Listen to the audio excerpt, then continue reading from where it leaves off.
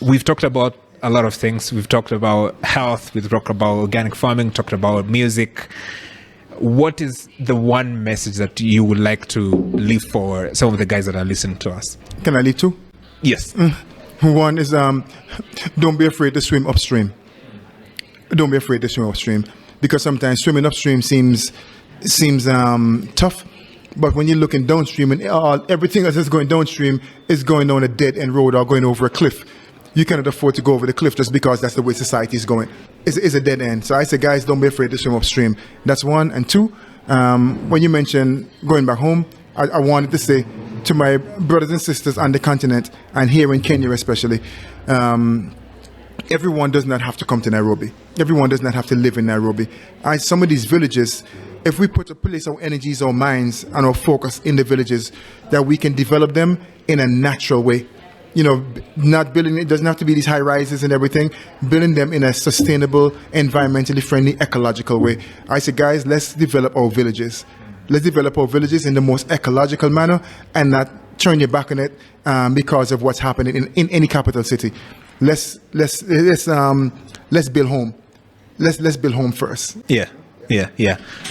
Finally, what do you think keeps you going? I mean, what is your motivation so far? I mean, you've achieved a lot of success from your music, from your involvement in organic agriculture, from your involvement in health. I mean, you're in absolutely amazing shape for your age. I mean, so far, what is that motivation do you think keeps you going? I'm very purpose driven, and the work that I see to be done, I know it's difficult to say we're going to accomplish all of it in one lifetime, but I'm driven by knowing that we're going to have generational impact.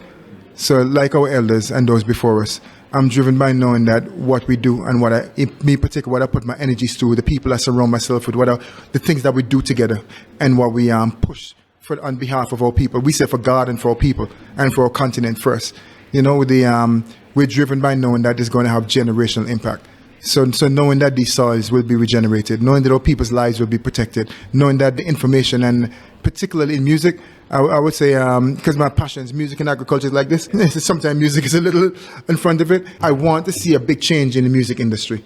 I want to see a change where now we're giving the children the information to inspire them and empower them to live a positive and healthy life, so that we can begin to build in some ways, if for lack of a better word, I'd say build it like the ancients did. Those who had good common sense, because all the ancients weren't always smart. You know, we made some mistakes. A lot of our people, and it's documented some of the mistakes that we made.